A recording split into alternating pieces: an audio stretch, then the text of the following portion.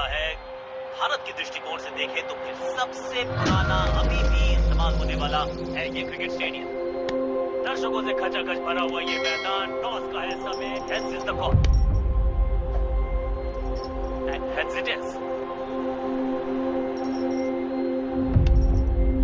कप्तान ने बल्लेबाजी का फैसला किया।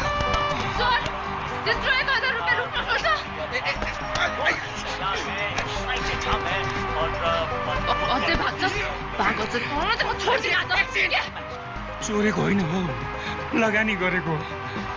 त्यो पनि केमा? भाग्यशाली चिट्ठामा। भाग्यशाली चिट्ठामा। पोजिटिभ माइन्डले सोच त माया।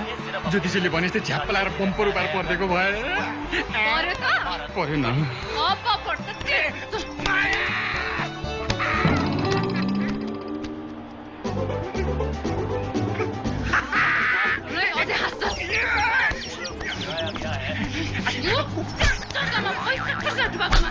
अनि यो चाहिँ अलिअलि भएको पैसा पनि एउटा चिठामा फालेकोमा मलाई उल्लु बनाएर बिहा गरेर मेरो जिन्दगी बर्बाद गरिदिएको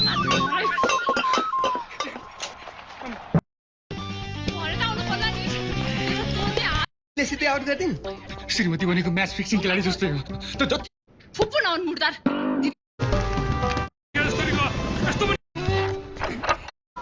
नमस्ते नमस्ते। शास्त्रीय काल हमसे बात करने के लिए मर रहा है। आपको तो अच्छी तरह से मालूम होना चाहिए तो हो। तब किसना जाता है बेबी सार होइन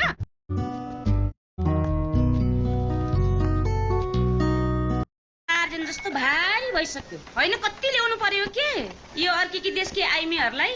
के गर्नु अब, सस्तोमा बच्चा पाउने फ्याक्ट्री खोल्दैकै छन्।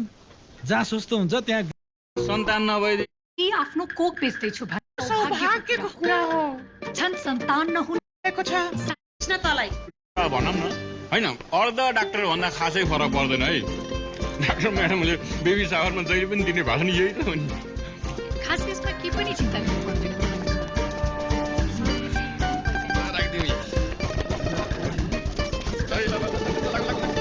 कृष्ण कृष्ण मैले तिमीले भेट्छु डाक्टर म्याडम के थियो होला? Keep this. No no madam कहाँ? राख न राख, अप्ठ्यारो मान्नु पर्दैन। ल पर्दैन के अरे? सुन त, तिमी यहाँ काम सकिने बित्तिकै उता क्लिनिकमा आऊ। 3 जना स्टाफ एकैचोटि बिदामा बसेका छन्। मिलाएर ड्युटी गरौँ। ओके? हस् हुन्छ म्याडम, भइहाल्छ नि।